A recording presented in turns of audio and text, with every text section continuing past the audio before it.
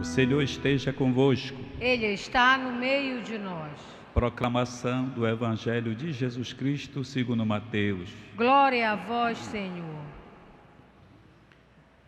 Enquanto Jesus estava falando, um chefe aproximou-se, inclinou-se profundamente diante dele e disse: Minha filha acaba de morrer, mas vem, impõe tua mão sobre ela e ela viverá. Jesus levantou-se e o seguiu, junto com seus discípulos. Nisto, uma mulher que sofria de hemorragia há 12 anos, veio por trás dele e tocou a barra do seu manto.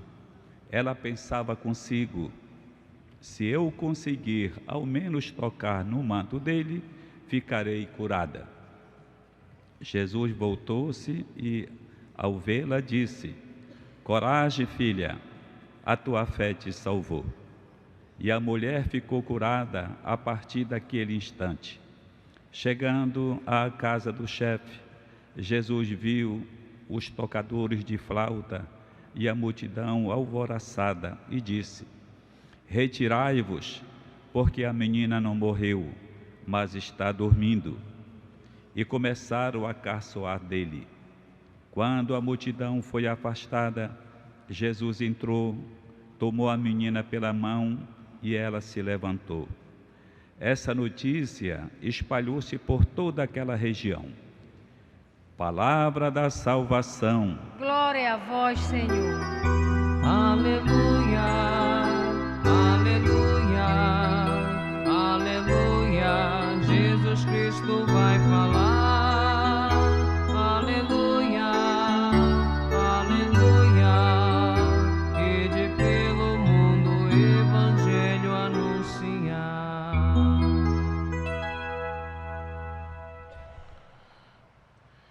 Queridos irmãos e irmãs presentes aqui no santuário de Nossa Senhora de Nazaré, em Belém, e aqueles que nos acompanham pela Rede Nazaré de Televisão, a palavra de Deus hoje nos fala de uma situação que é vivenciada por todo ser humano sobre essa terra.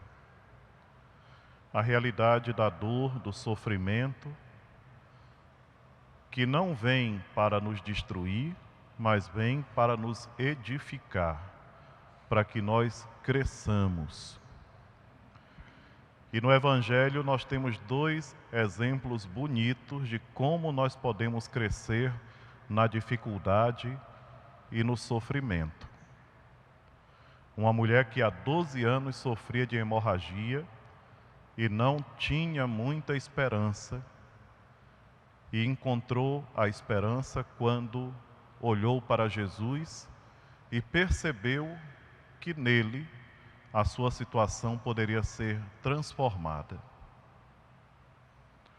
É a mesma realidade daquele pai que, no momento de desespero, diante de uma perda tão dolorosa, ele recorre a Jesus com uma confiança imensa.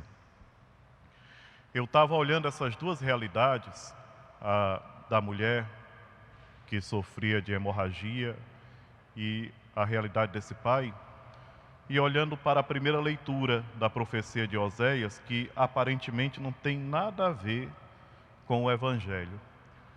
Mas eu queria dizer para vocês que tem tudo a ver, porque aquilo que o profeta Oséias fala, aparentemente é a história de o marido e a esposa, de um homem e uma mulher, quando na verdade é uma imagem do que acontece com cada um de nós que nos deixamos conquistar por Deus e fazemos um passo maravilhoso para amadurecermos na fé. Eu queria que vocês olhassem, quem tem o folheto, quem tem o livro da liturgia, tem uma coisa muito bonita. Ela me chamará meu marido e não mais me chamará meu Baal. E o Baal, na linguagem do Antigo Testamento, era a falsa divindade, aquele Deus falso que era seguido por pessoas que não conheciam o verdadeiro Deus e se dedicavam a ele, deixando de lado o culto verdadeiro. Então, por essa frase do profeta Oséias, nós percebemos que a mensagem ela vai muito além daquilo que nós conseguimos olhar. Eu a levarei ao deserto. E o evangelho de hoje fala de 2 desertos. O deserto daquele pai que se encontra sem chão por ter perdido sua filha. O deserto daquela mulher que há 12 anos sofre com uma hemorragia terrível.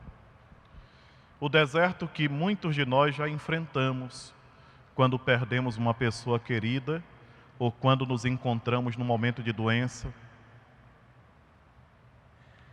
O deserto que, às vezes,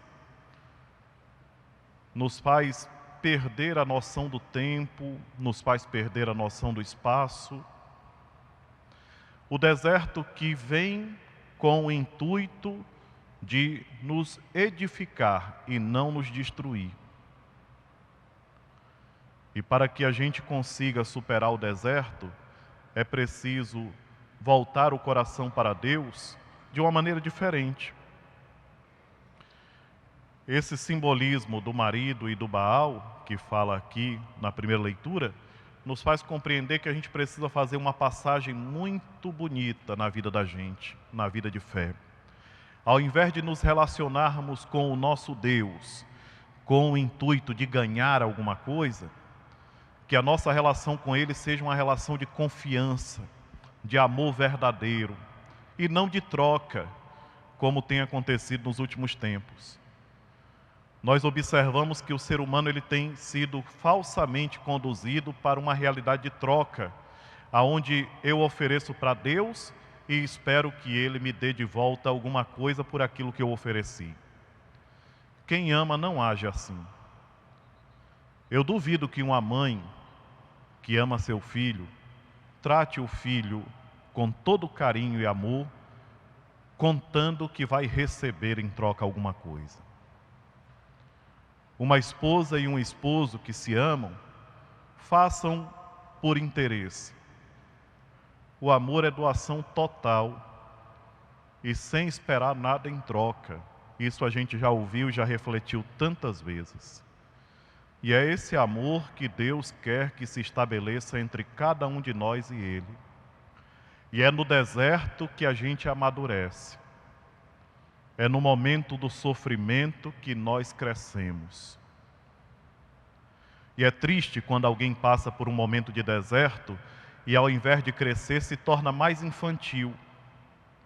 Vocês sabem como é que a pessoa se torna mais infantil? Quando começa a fazer birra, bater o pé no chão e reclamar e brigar com Deus e dizer que aquilo não é justo e outras coisas por aí que a gente está acostumado a ver. Nosso Senhor Jesus Cristo é o nosso modelo maior. Nossa Senhora vem logo em segundo lugar, porque primeiro é Ele. Mas logo em seguida vem Nossa Senhora e nos ensina que é na provação e na dificuldade que nós crescemos. Como é bonito ouvir o testemunho de pessoas que atravessaram verdadeiros desertos de dificuldade e hoje dão palestras, fazem pregações e exortam os outros a continuarem confiando e a buscarem o Senhor Jesus com muito mais força, com muito mais vontade ainda. É isso, queridos irmãos e irmãs, que a palavra de Deus hoje vem nos dizer. Abramos o nosso coração, não sejamos indiferentes. A palavra mais adequada é justamente essa. Não sejamos indiferentes ao ensinamento que o Senhor nos dá. E olha que bonito. No momento em que aquela mulher é curada da hemorragia, Jesus se vira para ela e diz uma frase bonita: coragem, a tua fé te salvou. Olha que coisa linda. que nós tenhamos o privilégio de ouvirmos também do Senhor Jesus essa frase. Só depende de nós.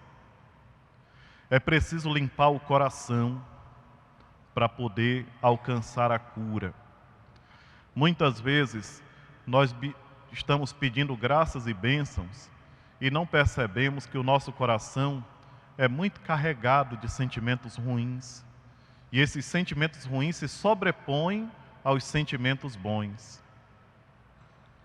Qual pai que não seria capaz de fazer um sacrifício para alcançar o bem para seus filhos? Quem é pai, quem é mãe, nos últimos tempos, tem rezado muito pedindo: Senhor, conserva meu filho, minha filha no bom caminho. Não permita que eles se deixem levar pelas falsas promessas e pelos erros que a sociedade atual colocam como verdades, colocam como valores e que na verdade são contravalores. Hoje, sem dúvida alguma, é uma das orações mais frequentes que os pais fazem, é justamente essa, de pedir para que seus filhos consigam se manter firmes, que sejam homens e mulheres voltados para Ele. E para que isso se concretize, é necessário que nós peçamos com fé. E o meu pensamento agora, nas pessoas que ainda não conseguiram abrir os olhos para ver que os desertos que estão atravessando são, na verdade, oásis para encontrarem de uma maneira muito forte o Senhor nosso Deus. Procuremos, irmãos e irmãs, meditar sobre tudo isso. Se nós observarmos bem, a palavra do Senhor, com muita clareza, nos direciona.